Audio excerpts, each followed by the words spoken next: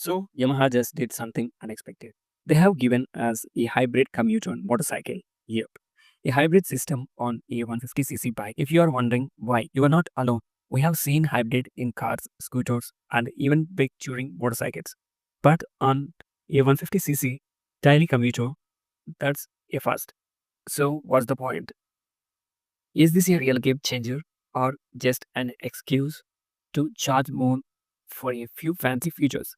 Let's find out what makes this a hybrid. First thing is first, don't expect Prius level tech. This isn't a full hybrid like Toyota operates. It's Yamaha mild hybrid system, which means the bike still runs and drive on petrol, but gets a little electric help when needed. First thing is first, Yamaha mild hybrid system, which means the bike still runs entirely on petrol but gets a little electrical help when needed. Here's how it works. The bike has starter motor generator SMG that acts as a mini electric assist. When you twist the throttle, the system gives a small power boost for a few seconds to help with a smoother acceleration.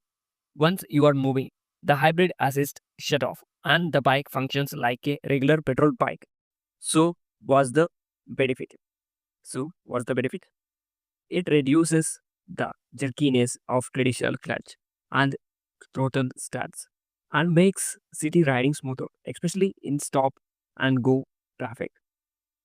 It also slightly improves fuel efficiency because the engine doesn't have to work as hard during initial acceleration.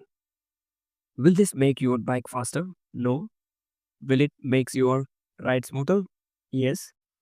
It's a small but noticeable improvement, especially for a newer riders who struggle with smoother throttle control. Traction control on a 150cc bike really is where things get interesting. Yamaha decided to add traction control to the FZ-S. Now, on a 200 plus horsepower superbike, traction control makes perfect sense.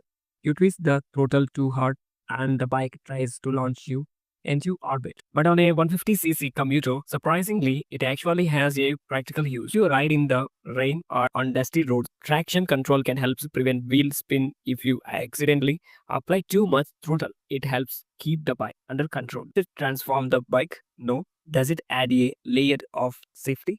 Of course, yes. For experienced riders, it might seem unnecessarily, but for a new rider or anyone navigating unpredictable road conditions, it's a solid feature to have.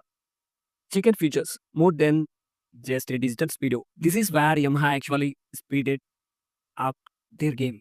Instead of using usual boring LED screen, you get a full color TFT display.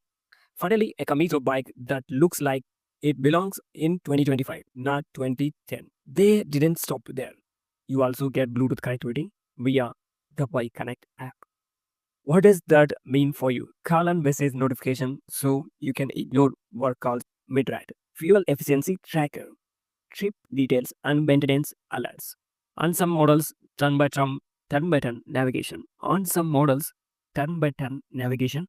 It's a genuinely useful upgrade, especially for daily commuter who rely on navigation or want to track fuel usage. Design looks good, but is it new? If you have seen an FZ-S before, you have basically seen this one too.